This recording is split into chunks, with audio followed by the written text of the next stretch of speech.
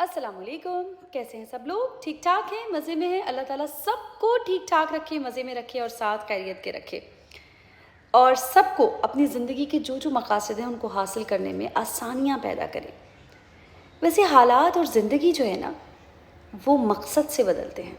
आपके पास कोई रीज़न, कोई मकसद होना चाहिए, तभी ज़िंदगी में वो चेंज आता है जो वाकई आप कहते हैं ना कि वाह, दूसरों के लिए काबिल रश्क। लोग टैलेंटेड होते हैं, बहुत ज़हीन होते हैं, डिग्रियां भी होती हैं, काबिल होते हैं, मेहनती भी होते हैं, पर अगर उनके पास राइट रीज़न ना हो तो वो कामयाब नहीं होते। आपने अक्सर लोगों को देखा होगा, बहुत ज़हीन होते हैं, बहुत टैलेंटेड होते हैं, बड़ी सारी डिग्रियां होती हैं, बहुत काबिल होते हैं, लेकिन उस मकाम पर नहीं पहुंचते जिस पे एक आम सा शख्स पहुंच जाता है, क्योंकि वो एक ख़ास रीज़न पर, एक मकसद पर काम कर रहा होता है और उसी के अकॉर्डिंग उसकी सारी चीज़ें चल रही होती हैं।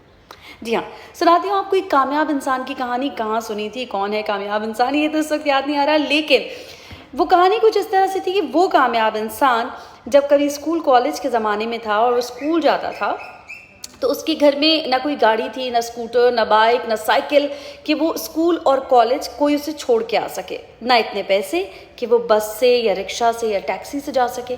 तो ज़्यादातर वो करता ये था कि अपने स्कूल के दोस्तों से लिफ्ट मांगा करता था, कभी किसी की बाइक पर, कभी किसी की गाड़ी पर, कभी किसी बस पर लटक कर के किसी तरह से बगैर पैसों के मैं स्कूल से घर और घर से स्कूल पहुंच जाऊं।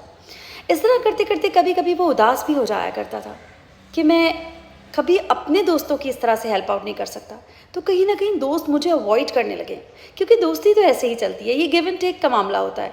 कभी आप किसी के काम आते हैं, कभी कोई आपके काम आता है, लेकिन एक ही शख्स आपसे बार बार हेल्प मांगता रहे और वो आपके किसी भी काम ना आए तो थोड़ी सी मुश्किल हो जाती है।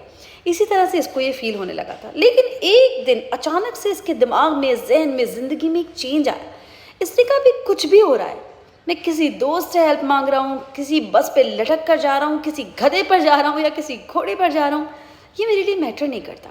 अब मेरे लिए मैटर ये करता है कि मेरे बच्चे इस तरह से नहीं जाएंगे, मेरे बच्चे अपनी खुद की गाड़ियों में जाएंगे। और उसने इस रीज़न पर काम करना शुरू कर दिया, ज़िंदगी में अपना ये मकसद बना लिया। और उसकी बेटी का पहला दिन था ना जब स्कूल का, तो वो मर्सिडीज़ में गई थी। ये होता है मकसद पर, रीज़न पर काम करना। आपको हालात को, चीज़ों को उस तरह से मोड़ना पड़ता है, उस तरह से काम करना पड़ता है।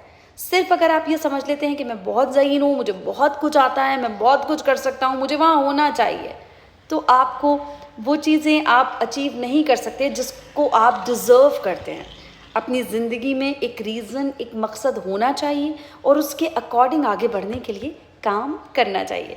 ये थी हमारी आज की कहानी। मैं हूँ अर्सला ताहिर। आई होप कि आज भी आपको आज की कहानी भी अच्छी लगी होगी, जो कि मैंने सुनाई है इस वक्त अपने घर से।